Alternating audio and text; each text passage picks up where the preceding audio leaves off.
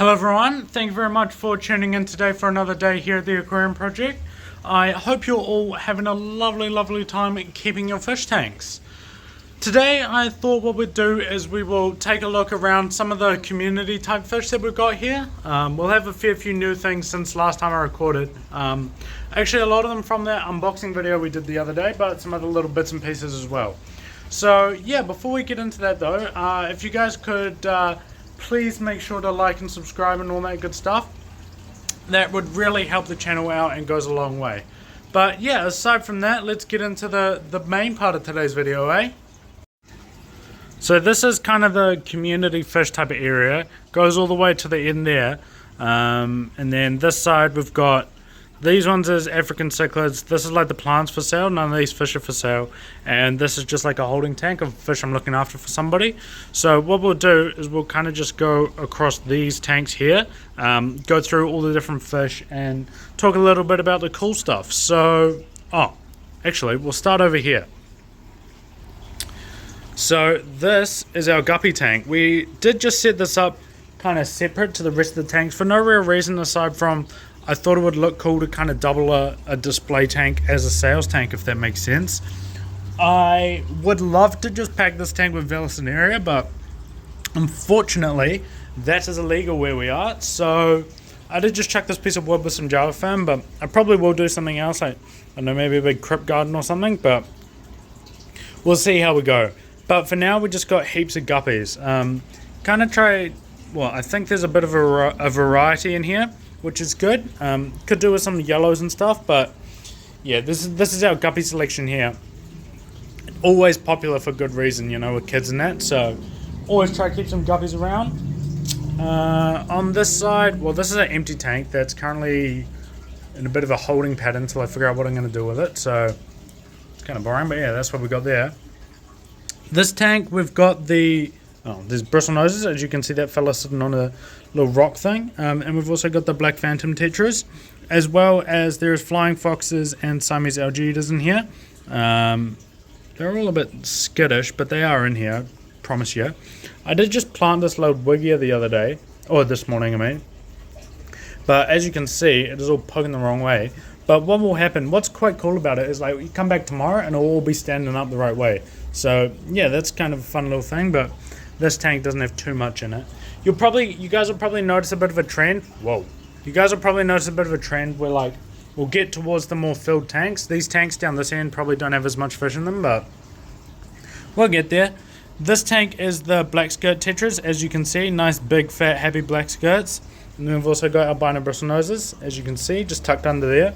Albino bristle noses are great because they're like just a slight color variation on the classic bristle nose, but it really does add a lot.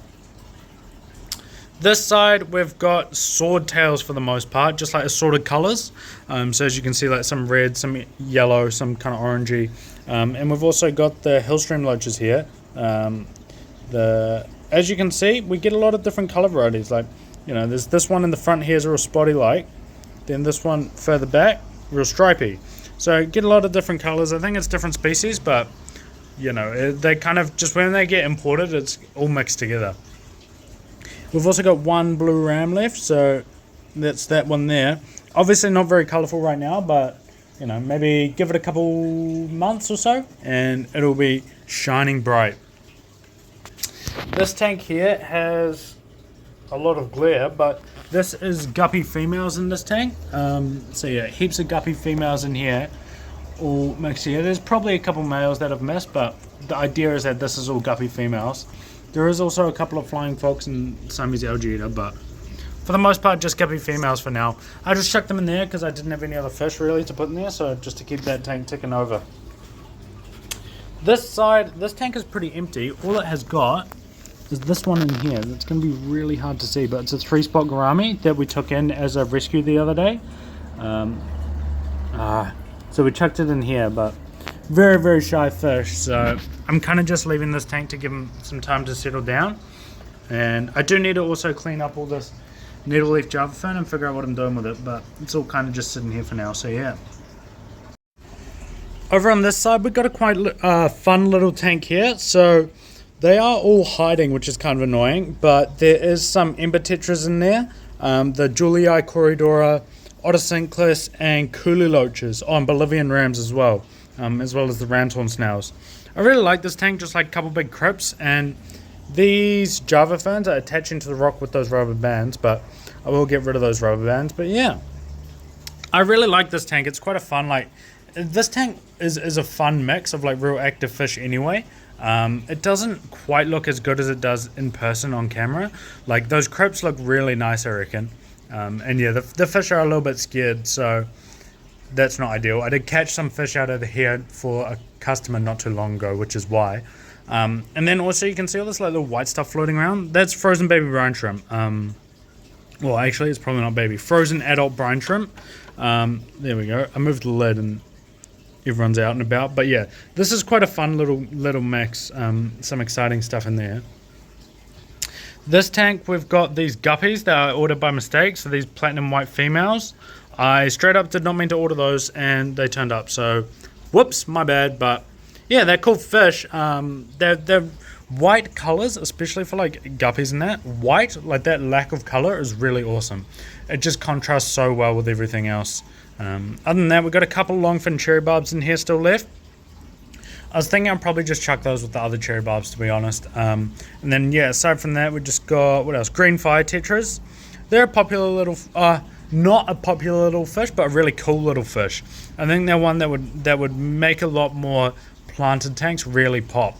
Particularly that, like, you know, red little spark they got going. I love it.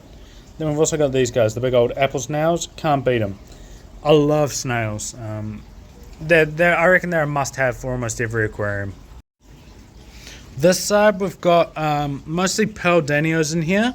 So there you can see them kind of zooming around. We do have one bronze cory and one rosy tetra. They got surrendered to me, so they're by themselves. But if anyone comes in here who's already got rosy tetras or bronze cories, they will be getting them for free if they want them, of course. But we just haven't had that yet. And then we've also got this betta tucked in here, and it way massively overate. I did feed them not long before this, so like that fish will be fine. But like, yeah, that is not ideal. That is way too much food for a little fish, so my bad. But yeah, man, how awesome are pearl danios? Honestly, you can't beat them. They are so active, so fun, perfect for like a planted tank and that. Just fantastic fish. Next up, we've got the red honey gouramis. I think these guys are a fantastic option, particularly for those of you like not so much keen on the bettas, but like that betta type of fish. So they got like good personalities, nice and active, nice and interactive, and a good kind of color pop. They're really good for particularly a planted tank. Here we've got the same as we always have, an absolutely stupid amount of crebensis. These guys are really cool fish, but they do just breed and breed and breed. I always say just keep one. It's much easier. You will otherwise struggle to kind of get rid of them.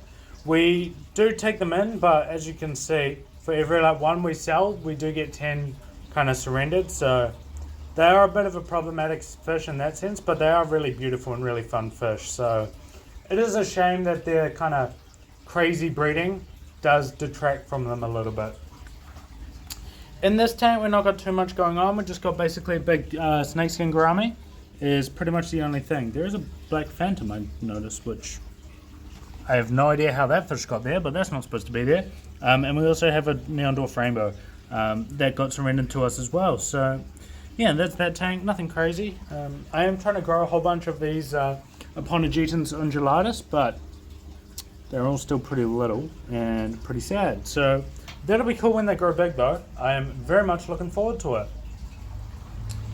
On this side, we've got the golden barbs, which I love golden barbs. They're one of those real underrated ones. They're a fantastic addition to a planted tank, and they'll do fine with like room temperature water, at least, you know, here in Auckland at least. They'll go fine in room temperature, and they're really awesome. We've also got penguin tetras, like these ones with the big black stripe.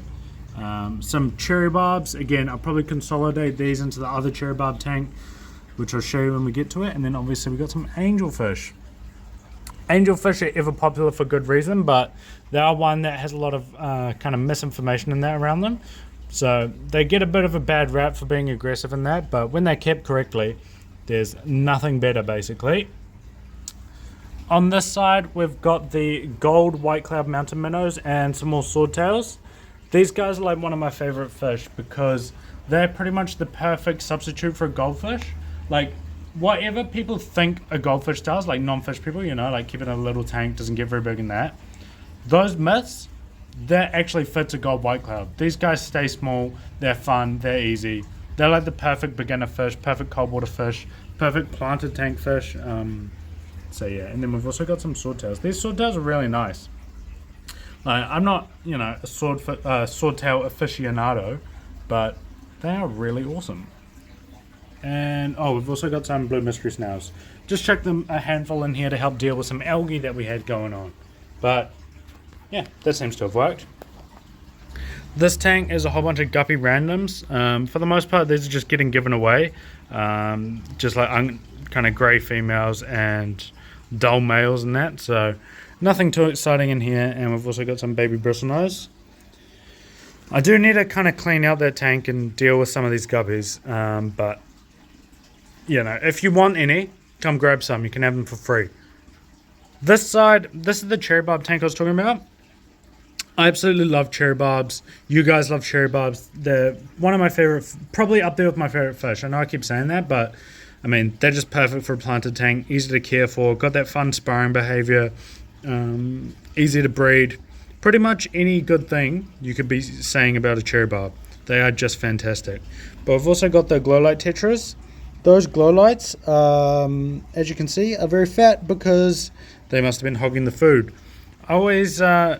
I just fed them just before this video just to make everyone a bit more active, but as you can see, some people have been eating too much, or some fish. We've also got ramshorn snails. People love ramshorns, man. Me included, I'm not gonna lie to you. Next up, we got these guys. As you can see, the green neons. Now, we don't really sell normal neon tetras. We just find our customers don't have too much success with them. They're kind of just a weak fish. It doesn't take much to set them off. And also, whenever we order them in, if we ever order them in, we'll always get a bunch dying off. Like, they don't travel that well for us from our suppliers. So, yeah. But the green neons, basically perfect alternative, except way more hardy. And they're actually a little bit brighter, I reckon. Like, when they mature, maybe not so much, but especially at this size, they're way brighter. Then we've also got some red Beckford's pencilfish. They're a cool fish. Not exactly the most colourful, but like very vibrant, if that makes sense.